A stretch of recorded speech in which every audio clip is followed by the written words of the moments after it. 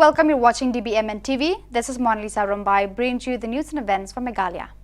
Here are the headlines for today. Umden Marman suffers due to poor road conditions.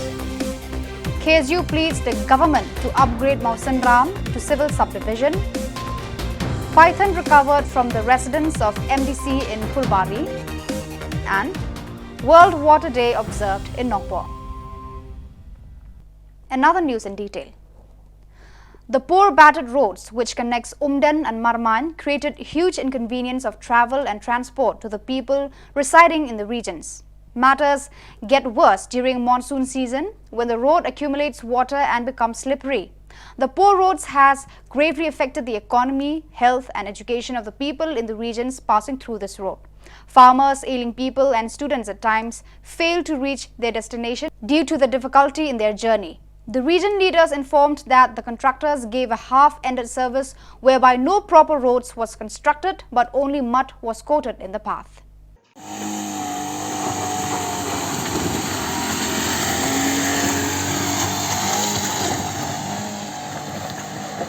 The Khasi Students Union Southwest Khasi Hills District on the evening of 22nd of March requested the new government to upgrade the Mausanram CNRD block to a civil subdivision. Mausanram CNRD block is one of the oldest blocks which should be upgraded. The KSU Southwest Khasi Hills also requested the government to establish a community and rural development under Umdolun or Wakaji region. The KSU Southwest Khasi Hills District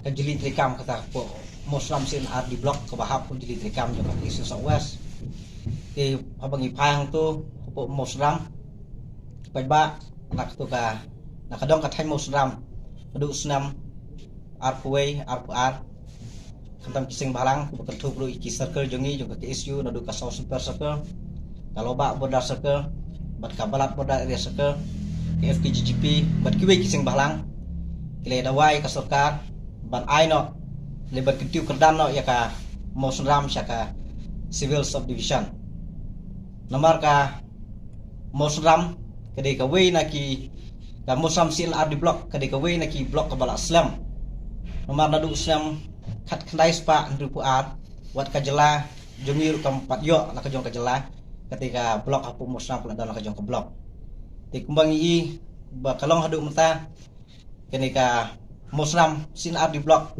ladan kumba shispa ndu potam kisnong bat ladangi ken ka jingjingai na ka Mausanram na Mausanram sa Shillong kala poi ki 30 kilometer ndre dangi perkat na dangi paipat sa ki kinong snong jongi naka dong ka than Mausanram itu ki dong ki basharum ki dong basha bordar hak bede ki jingdon kam kalau long ka bajingai iki lada ki kam ki jam pendap nomor kawan hadu sa Shillong te kumta hak kini ki senam ki baladap ni ba kata ka jingdawa jing ki kunhun sing balang kamtam ki circle jongi ki balai trace tom ila dawai ka sarkar ban pun urlong no ban ai no ban ketu kerdan no ya ka Mausanram CNRD block sya ka civil subdivision hadu mata kam sempat lo urlong kumta nakaling jongi ka KSU Southwest ni kerpat ya ka sarkar kumjuru ya kinong mikmat ki badai nak po ka Mausanram constituency bakin simkia bakin tu bakin nyekran ni ka sarkar nak benta bakin tiu kerdan no ya kaneka Mausanram CNRD block syaka civil subdivision nak lang juga KSU Southwest District kena jamnet kolong ba perso yang sarkar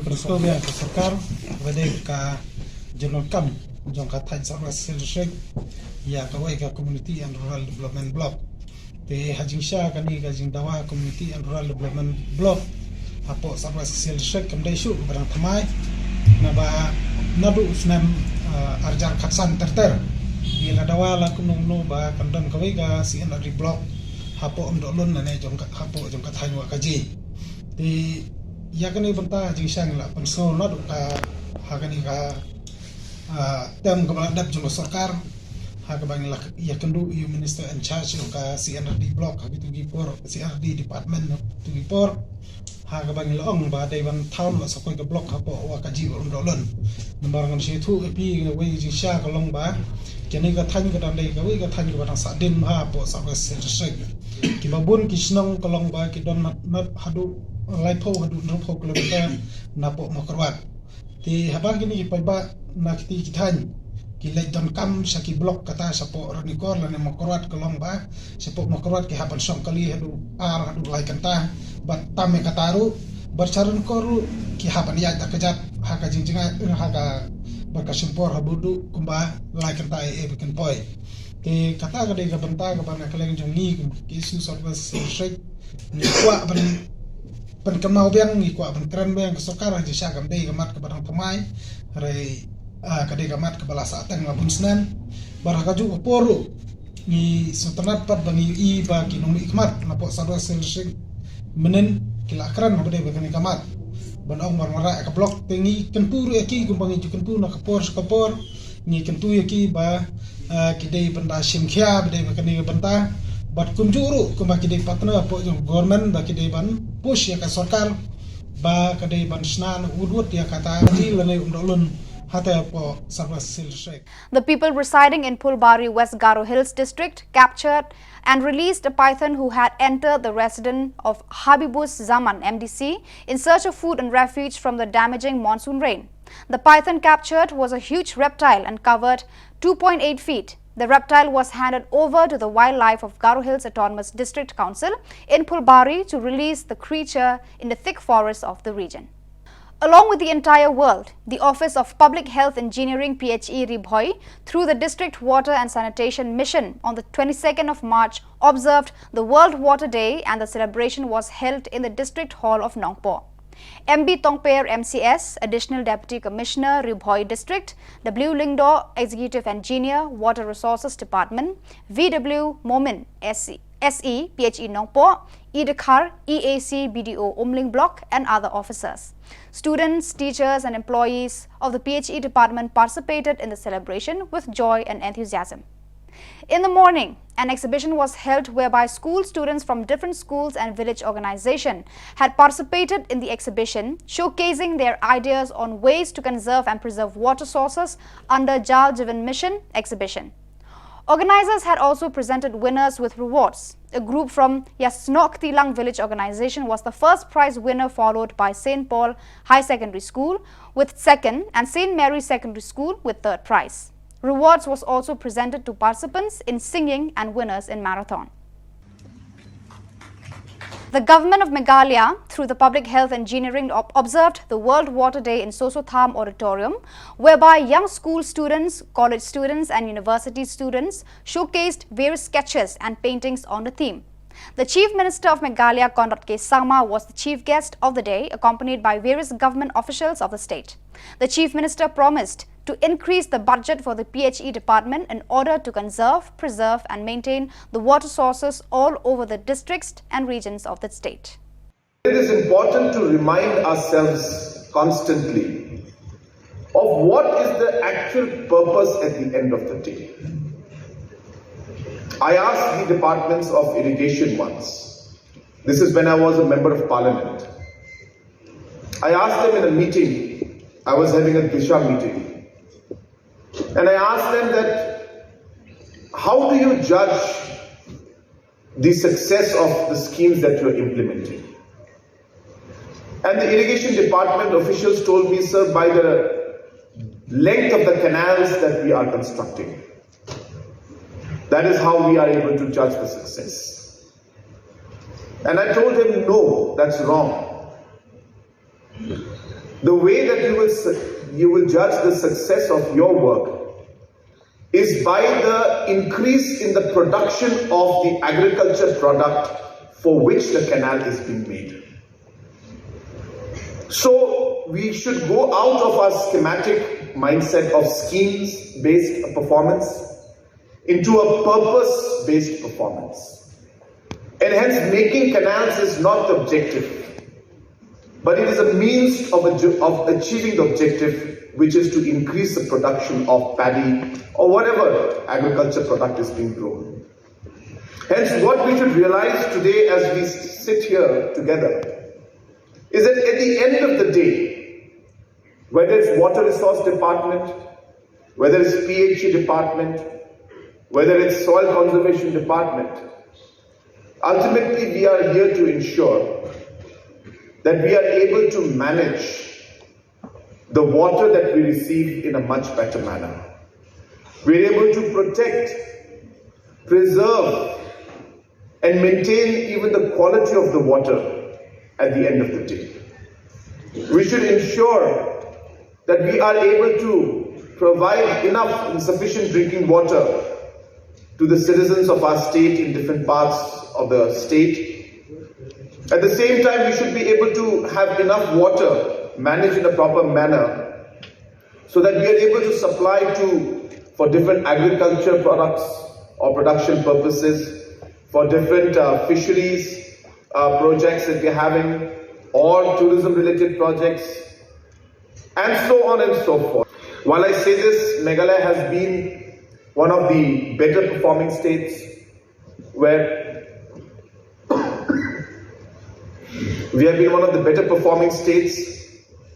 we have come out with our water policy. And I remember our Honorable Minister for Jal Shakti had come, and he had made this comment last time when he had come here, saying that Meghalaya is one of the few states that has got the picture correct. Because it is not just about implementing the Jal Jeevan program where you construct the tanks and put the water pipes, but it is also at the end of the day about how you manage the source of the water supply. And hence Meghalaya has had a holistic plan of ensuring that we protect our water bodies, we protect our catchment areas, we rejuvenate our spring sheds, we rejuvenate or recharge the groundwater, we create reservoirs so that we can slow the flow of the water. And all these other measures are being done in coordination with other departments, keeping the larger picture in mind to ensure that it's not just about fitting pipes, which what Jal Jeevan does, but we're also looking at how to maintain the water table, maintain the overall reservoirs, the spring sheds, and protect our catchment areas. I was telling him about, which Dr. Shikil just mentioned, the payment for ecosystem services is one of the most unique programs that our state is doing. And in fact, in the whole country, we are the only state that is doing this program. And the logic behind this program, for those who may not be aware, is that for the first time, government is paying people to not destroy the forest. And the logic is very simple, that once people destroy the forest, and then we put back money into the system to grow the forest again for afforestation projects and plantation of trees, we are number one destroying the forest, we are losing time, and we are spending money to build back the forest. PHE minister, because he got the timing very, very right. I'm sure the World Water Day was, of course, not planned by him, but it happens to be on this day. But it was very, I should say, very thoughtful of him of inviting me just before I present the budget tomorrow, so that I keep in mind that we need to keep higher budget for water projects. So I don't want to give out much information when I present the budget tomorrow. You will see that there is a large amount of funds that are going to be spent for water. So it's not just about us talking and giving long lectures and speeches, but about action also. So you will see, and I will try to maybe present a picture about the entire water scenario, and you'll be able to then really gauge the amount of importance that our government in the past 5 years and in the coming next 5 years, the importance that we're going to give to water. Huge projects that one would not be able to imagine could ever be done at this scale in a state like Meghalaya are going to be done in the coming years. And we will start off with this budget, and you will see tomorrow that there will be a large amount that will be kept for a lot of the water projects. We have been able to mobilize externally aided projects, whether it is for catchment area protection, whether it's for eco-restoration projects, whether it is for natural resource management, or whether it is for creation of reservoirs. The amount runs into thousands of crores. I'm not talking of lakhs of few crores. I'm talking about thousands of crores. And that's the kind of focus that we have on water. And that's the reason why when the Honorable Minister mentioned this to me, I was very happy to be part of this project, of this celebration today. And once again, I thank him. And I'm sure that with the kind of leadership that we have of our ministers and also the officials who are working in the different departments, I can assure you that a lot of exciting times are coming ahead. And I can see that Meghalaya is going to be showing the way to many other parts of the country in terms of how to ensure that we have a very robust policy plan and implementation on ensuring that we manage our water well. Groups that we have created, you know that we have a village water and sanitation committee at every village. There have been 6,000 such committees are there today. And hence, we are not just talking about government department and officials working. This entire infrastructure, the entire institutional setup, and this entire organizational setup, it goes down all the way to the village level.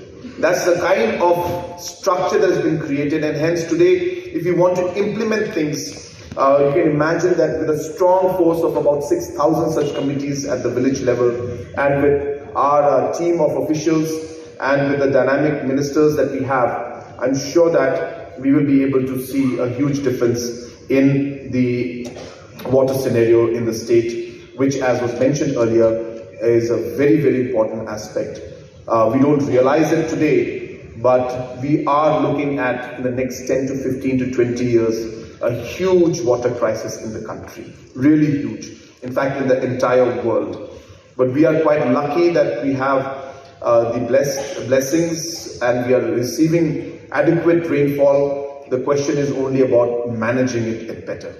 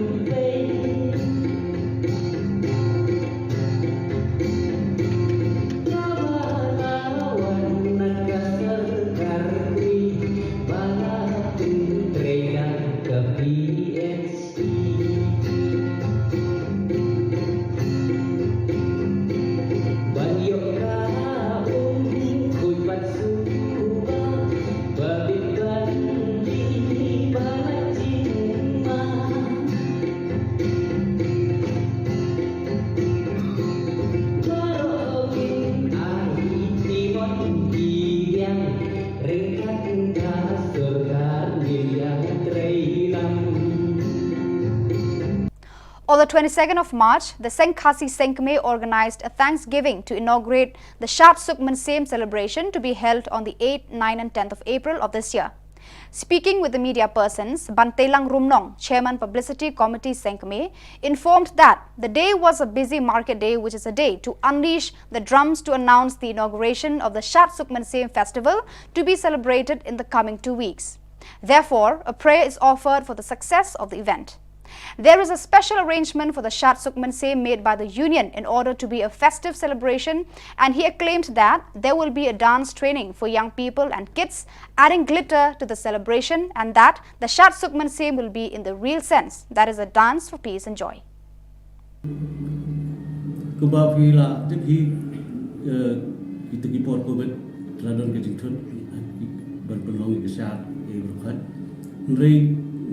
Siamba masin la ban pli ban yakasat kinong syat ila nang buon nang kat banang ya isnam ni klim tiru bat ni tip syairu hingga serai ban hau ni isnam kin buon kinong syat ki bani simbenta hagas ni khamta makas ni ba ar makas ni khadi ki gila jingeram ka soka nomor ba ni sutu I bagani gede ko ni kisat ka ba kodor ka ba paunam ka balong ko tinrai juga jap ndo ko si pa ki kita gila jingeram ka ba kung ba seng chuyo ne na ka soka jila ha ba ka balong ni kisat ni chuyo ai ki gila jingeram ko Peruvian sarkar ni sayo ai ki jingeram hakaban peniat baik peniat di kam ki badai berkena kisat kai gi pilun ko bore pa pin weri gi para ka ne ka klip man te ngap weri ki para ki babat basno ya ka niam terdrai ka niam khasi bakin wan bani simbenta phomat bani syak sukun sim hak te syak sukun sim haringkat ka jing sawa isul bathiang jiki sing bat ha ka jo ka por hak ringkat ukhui ya ukhui nanti bat haringkat kinong pekai syak bat kinong sendal syak jiki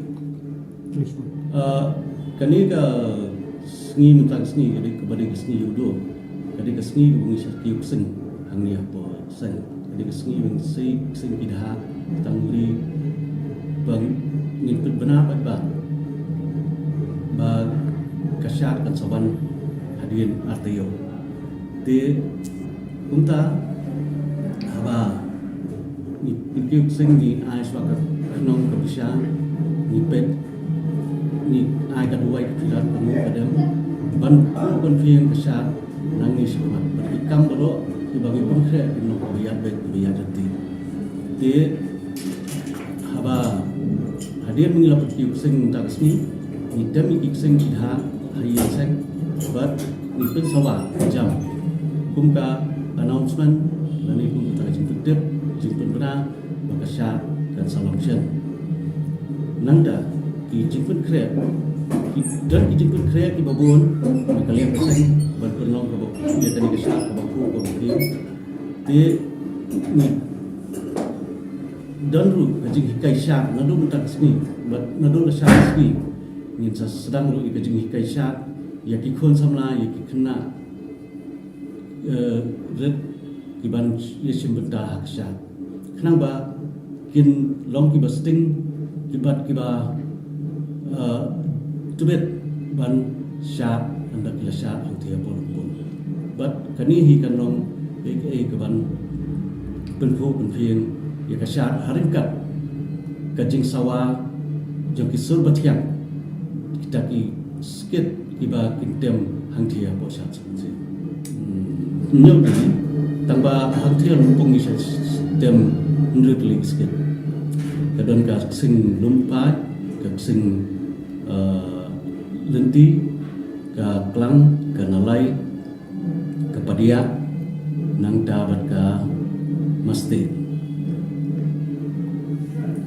kasyat sungut siam kalau kasyat jong ukun khasi khala tikitu ki bakwa banwan ban ya don bentalang ban ni ha kasyat nim don jikhang I ki kinwan ban petkai kasyat hang thia pon pumkin ti kumbok sadlong manusam ki bon ki brio ki ban nakiwi ki jela ban nakiwi ki ri saiban ban yas petkai ka ni kasyat sukun siam but ipedian subhai ki bakin peka bakin don bentalang haka syat ka komenji fungasi.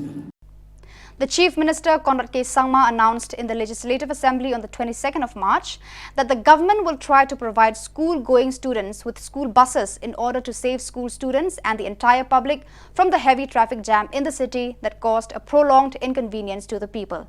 It is expected that the school bus initiative will first of all benefit the students and the parents from sending and dropping off their kids to school, and apart from that, there will be a great benefit for the rest of the public, which includes the taxi drivers and the others in the traffic. For this entire process, sir, just I would like to go into the background. That the idea, of course, is to reduce the congestion in the city. And we have approximately 27,000 students who are commuting to schools in the Laimukra and Dhankiti area. And almost 60% of the schools, students use private mode of transportation.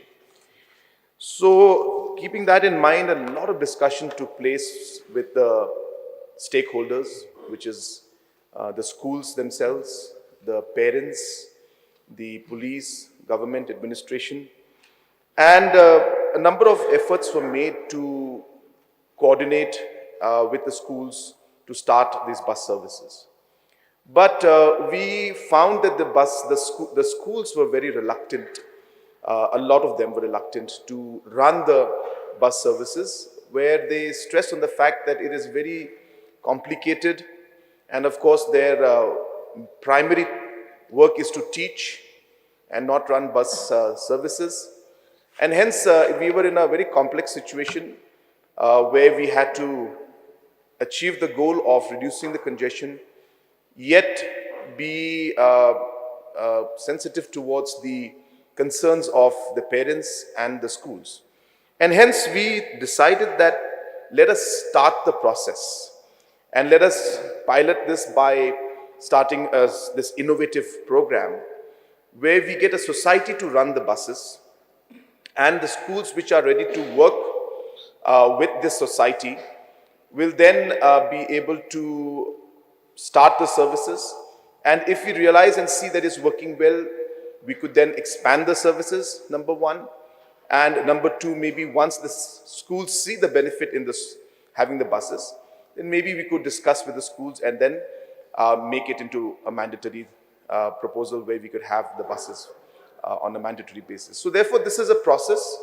I'm not saying that we will not make it mandatory, and neither am I saying that we will make it mandatory, but we have to start somewhere. And therefore, we decided that after consulting with all the stakeholders, that this proposal of putting up a society that would run these services in coordination with the schools and the administration and the parents seemed to be the most practical way to start. And then let us move forward and see how it goes, and we can then adapt and adjust as per the situation. Your next supplementary. Yes, sir. Well, sir, in the reply of the Chief Minister, he has said that after discussion with many stakeholders, they have found that this proposal may not work. Or at the same time, he has mentioned that perhaps they will have a re-look into the making it mandatory, take into consideration a few examples which they will be experimenting. Question is, let's not look beyond our state in Assam. Even in Shillong, there is a school called the B.K. Bajoria School, which runs multiple school buses from all over the Shillong agglomeration, and they have been doing pretty well. So I would like to suggest to the Honorable Chief Minister, if a case study can be done as to how they are managing, thereby other schools also can be encouraged to do the same, sir. Because requests have come from various quarters to me, and I believe to other MLAs also, especially from children who are from lower economic backgrounds, living in the periphery of the location of where all the schools are located, that is the Limekra, Dhanketi, and Fire Brigade region.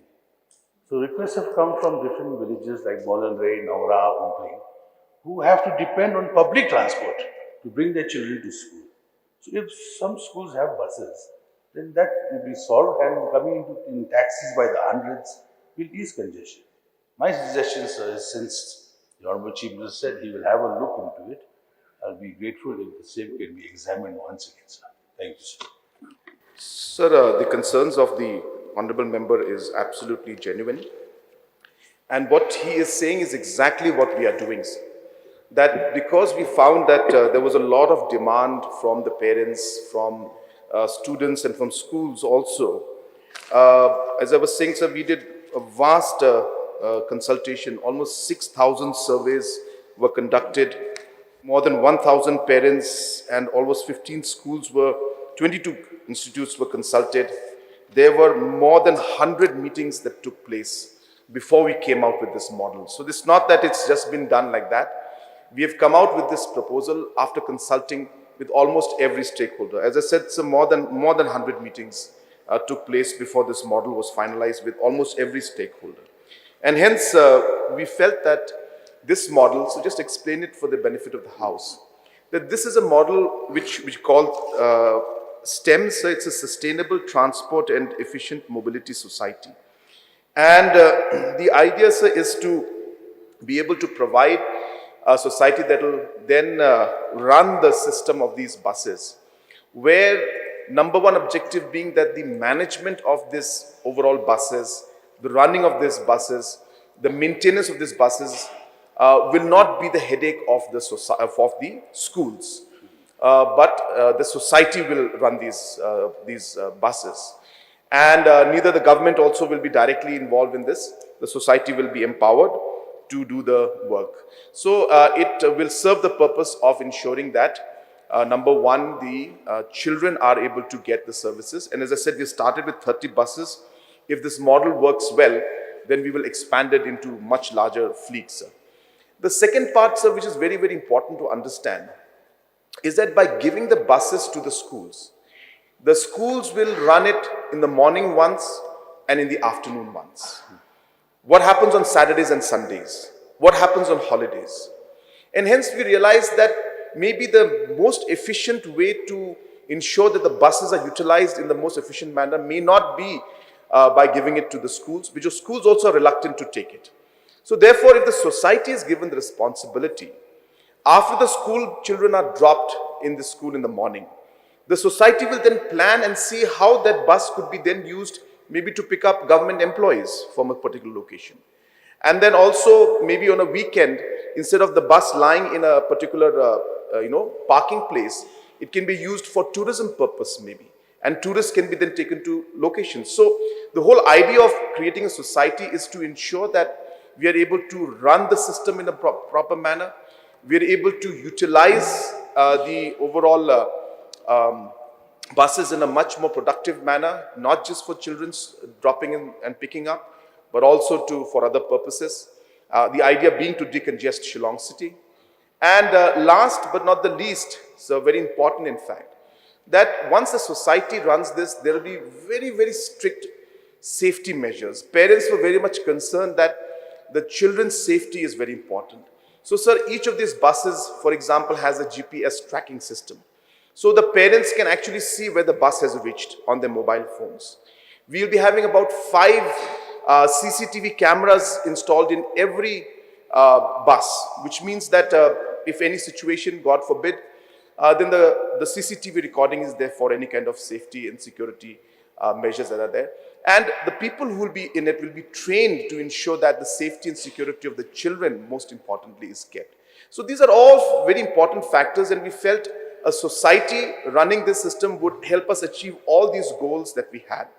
And as I said, as we move forward, we will see how we would be able to improve the system. And if the schools at a later stage feel that they are ready to run the services themselves, we can definitely explore it. And if we feel that the STEMS model is working fine, then we'll be able to expand the fleet. The point that mentioned by the honorable member regarding the bus services of a particular school, so we can definitely study that model also, and we can ask the team from STEMS to definitely look into it. So I just wanted to give an idea that this model has been developed after a lot of detailed thought process, keeping all these different factors in mind. Yes, please. Basaling. So we have seen the history of misfashions actually run by the society. Now look at the history of Jurnum, which was already given to the society to run. Now all the bus is, in the storeroom actually, not even though single buses are running right now. So if we again hand it over to the society, it means like we are diverting the responsibility which was supposed to be given to the schools. So what I feel is that whatever suggestion made by our honorable MLA, I think that should be examined nicely actually. Otherwise, giving to the society again, they will, because the responsibility will change, it will deter. So what I feel is that it will be better if we give it to the instead of society, direct to the school itself. Those whichever schools want to run the buses, I think that will be a perfect, example actually. Now we have seen even in Tura also we are seeing Servo school which is running their own buses. Even in Kacharina school they are running their own buses. So that way if we can look at and examine how they are running, I think that will be the better. Instead of giving it to the society, because society will defer their responsibility. And then they will look at the, benefit, the profit, But we have seen already those who run What is the question, please? Question is that instead of giving it to the society, if it can be, give the responsibility to the school itself. Okay. Thank you, Mr. Sir, the suggestion and the point mentioned by the honorable member also has its validity in the sense that it would be a good solution if the schools would run it. But as I mentioned in my opening remarks, a large number of schools are not willing to run it. They are saying that our primary job is to teach the students. We are not bus services, so we don't want to run bus service. Who will maintain it? Who will pay for the driver? Who will pay for the fuel? Who will maintain the overall, the buses? So we had all these different challenges and concerns that came out from the schools and even the parents. And hence, we had to start somewhere. So therefore, after doing so much of consultation, as I said, more than 100 meetings and more than, almost close to 6,000-7,000 surveys, we felt that we'll start with this model. We're not saying that we are closing the option of giving it to the schools. Absolutely not. We will examine that, sir. But since there was so much of yes, no going on from different areas, we felt that if we continue to be indecisive and not take a decision where to start, then we'll be stuck forever in this mess. And hence, let us take a decision. There is no decision that's always perfect. There will always be plus minus to it. But we found that this particular option was maybe the best possible solution right now to move forward. As we continue, as we see it unfold, as we see the work going on, we will decide. And if we realize that maybe it's not working out in that manner, we will explore the opportunity of also giving it to the schools. And maybe if there are schools who are willing to run, and we will definitely explore that. So we're not closing it. All I'm saying is that we need to start somewhere. And so we thought that this is the best way to start, by taking and carrying everybody along. So, one last supplementary question, please. Yes, I think we should experiment, and only we'll know. In the process of experimentation, may I now request the Honorable Chief Minister, if you can experiment from my area first, and let us see the benefits of the scheme. And it's only a humble request if the Honorable Chief Minister will support. Yes, sir.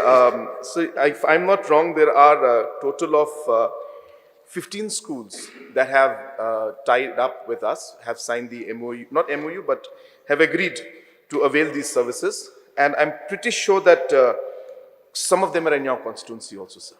And in fact, the 15 schools are within the Laimukra Dhanketi area and I guess adjoining Nongthomai area also. So they have just generically put Laimukra and Dhanketi, but all these areas I'm sure are adjoining to you. So all the schools, I can name out the names of the schools are also here. So there are 15 schools and we're starting off with these, and we will expand it to other parts of the city and to other parts of the state if we find that this particular model is working well. On the 22nd of March, in another day of the budget session, the MLA of Umsning, Dr. Celestine Lingdo, questioned regarding the strength of the roads as to how much weight can they hold. The Deputy Chief Minister and MLA of Penursula, Prastun Tensong, delivered an answer completely deflecting the question, and when he was asked to clarify this statement, he further said in his defense, "I require notice." Soon after, the VPP MLA of Mauringkaneng, Hivingstone, asked on the roads in his constituency, which Prastun once again repeated his answer, saying, "I require notice." Merobon's aim expressed his disappointment for the government is taking too long to fulfill the demand made, which was to provide the Nongpo playground with artificial turf in order to be able to conduct sports events successfully. The Minister of Sports, Shakliar Warjri, answered that the job will soon be done since the central government had allotted funds required for the development of Nongpo.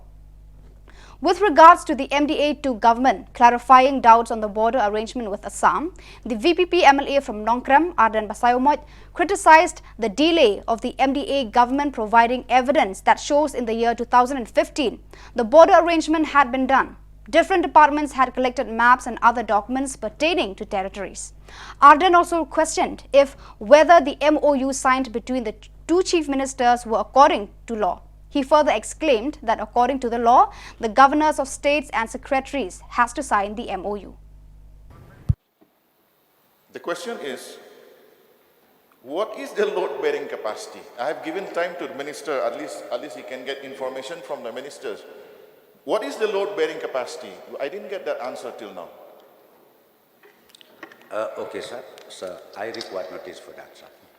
I require notice for that. Thank you, Mr. Speaker, sir. May I know from the Honorable Minister in charge of Blue Roads, I want to know that this Jarak Road, under my constituency, falls under which scheme, sir? Jarak Road. Jarak. Come again, please. I want to know whether this Jarak Road under my constituency falls under which scheme, sir? Whether PMGSY or some other scheme? Sir, that particular supplementary, I don't have the ready-made reply right now, so I require notice for that, sir. So viewers, that is all we have for you today. Until we meet again, thank you for watching.